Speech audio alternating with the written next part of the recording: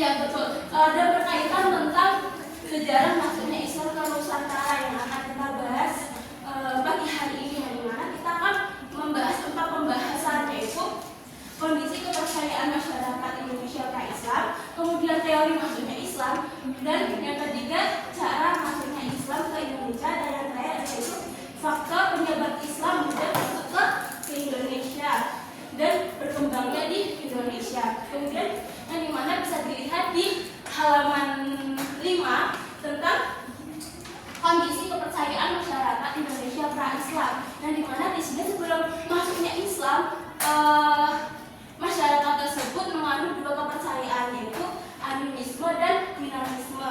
Yang dimana animisme ini kepercayaan bahwa benda ini memiliki roh. Contohnya, dimana penduduk setempat ini menganut tentang batu yang ada di desa tersebut, yang dimana batu tersebut itu mempunyai roh untuk keselamatan untuk desanya. Itu adalah contoh dari animisme. Kemudian dinamisme yaitu kepercayaan bahwa benda ini memiliki kekuatan, atau kekuatan ini antara kegagalan atau keberhasilan, tergantung niat dari seseorang tersebut.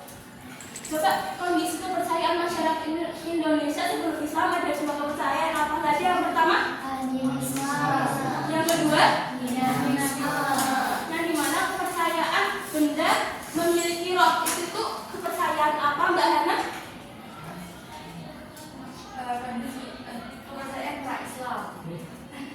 Contoh dari kepercayaan animisme. Kemudian kalau misalnya benda ini memiliki kekuatan apa, Mbak Intan? Dinamisme. Baik. Kemudian kita langsung membahas pembahasan yang kedua, yaitu teori masuknya Islam. Sebelum masuk ke pembahasan, apakah kalian sudah paham sebelumnya yang tadi Ibu sudah terangkan? Ibu kecepatan nggak menjelasinya? Ya. Baik, langsung saja ke teori masuknya Islam, yaitu ada apa teori? Di situ ada apa aja? Kemudian kedua teori Persia, yang ketiga teori sejarah, yang keempat teori Cina. Yang dimana teori Mekah ini pedagang muslim dari Timur Tengah datang ke Indonesia pada abad ke-7 Masehi. Sedangkan teori Persia, pedagang muslim dari Persia sendiri datang ke Indonesia pada abad ke-15. Kemudian teori Gujarat ini pedagang muslim dari Gujarat atau India ini datang ke Indonesia pada abad ke-13. Teori Cina ini berbeda dari teori-teori sebelumnya. Dari ketiga tersebut, di mana didukung oleh Prof. Slamet Muljana dan Hajegraf, yang dimana dengan bukti arkeologis ini dengan bukti membangun masjid-masjid dan catatan sejarah yang menunjukkan pengaruh Cina dalam penyebaran Islam di Indonesia pada abad ke-15. Yang dimana tadi teori itu ada berapa? Ada 4. Yang pedagang muslim dari Timur Tengah datang ke Indonesia pada abad ke-7 itu teori apa? Baik. Kemudian kalau misal pedagang muslim dari India datang ke Indonesia pada abad ke-13, teori apa? Gujarat. Baik. Kemudian kita akan membahas tentang cara masuknya Islam ke Indonesia, yaitu ada 5 yang tadi Ibu sudah mengawalkan pertanyaan tentang cara masuknya Islam ke Indonesia. Itu tentang yang tadi sudah dijawab oleh Mbak Heni. Apa Mbak Heni? Perkawinan. Yang dimana ada 5, yaitu perdagangan, perkawinan, pendidikan, tasawuf, dan kesenian. Mengapa perdagangan?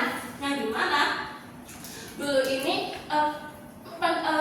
penduduk setempat ini tidak hanya berdagang, tetapi sambil menyebarkan agama Islam. Kemudian perkawinan. Mengapa perkawinan bisa menjadi cara masuknya Islam ke Indonesia? Karena perkawinan ini jika ingin menikahi wanita pribumi itu harus syaratnya beragama Islam. Maka dari itu syaratnya harus mengucapkan 2 kalimat syahadat, karena akan dapat mendapatkan keturunan yang beragama apa Mbak ini? Ya baik. Kemudian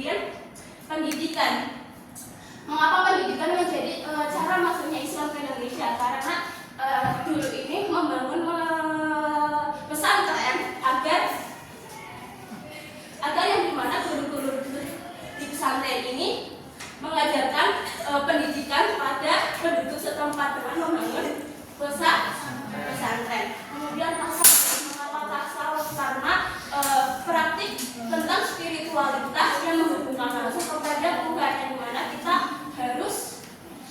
kita harus mengingat Allah juga. Kita biar mengingat Allah itu dengan cara apa? Dengan cara berzikir. Kemudian kesenian, yang dimana kesenian ini salah satunya itu ada tokoh Wali Songo, yaitu khususnya Sunan Kalijaga, dengan cara pertunjukan wayang, yang dimana jika ingin menonton pertunjukan wayang tidak memungut biaya, tetapi harus mengucapkan 2 kalimat syahadat. Coba kita ulas bareng-bareng, yang dimana cara masuknya Islam di Indonesia ada berapa?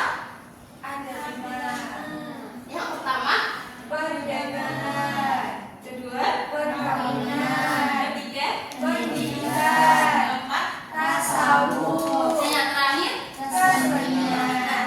Dari ketiga tersebut adanya faktor penyebab Islam mudah berkembang di Indonesia karena syarat masuknya Islam mudah karena hanya mengucapkan 2 kalimat. Baik, kemudian tidak mengenal kasta, yang dimana bangsa Indonesia ini tidak mengenal kasta, dan kemudian cara yang sederhana. Islam disebarkan secara damai tanpa ada kekerasan. Kemudian yang terakhir, sifat bangsa Indonesia yang sangat ramah. Apakah dari keempat ini ada yang kurang paham atau kurang dimengerti? Paham. Ibu ingin memberi penguatan apakah kalian benar-benar paham dengan cara bermain games ya? Baik Ibu. Ini permainan tentang snowball, yang dimana Ibu akan melemparkan ke kalian. Jika yang kena ini maju ya, memilih antara 1, 2, 3, dan 4 dan mengisi teka-teki yang ada di depan. Yang dimana jika sudah kena atau sudah menjawab, kalian bisa melemparkan kepada teman kalian dan sesuai contoh dari Ibu yang gimana caranya memadai ke belakang. Langsung saja ya.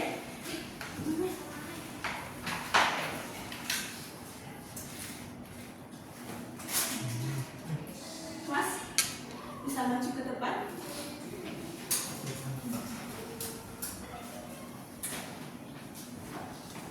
Pilih angka 1, 2, 3, dan 4. 1. Bisa dibacakan yang keras. Kesenian yang dijadikan media dakwah wayang. Terus? Ini siap. Benar apa enggak?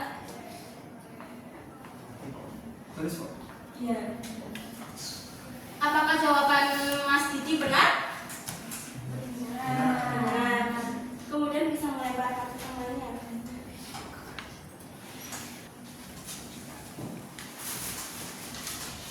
Dibacakan yang keras agar namanya Muslim dari Timur abad ke-7 disebut teori Mekah. Benar apa enggak?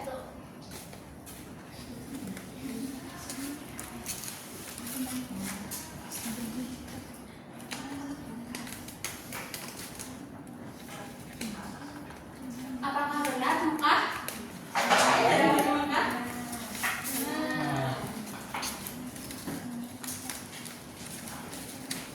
Ini sudah pada paham semua ya tentang materi yang tadi Ibu ajarkan. Mungkin sebelum menutup, apakah ada yang memberikan kesimpulan untuk materi hari ini? Oh iya, Mas, apa? Nggak apa-apa, ngomong aja.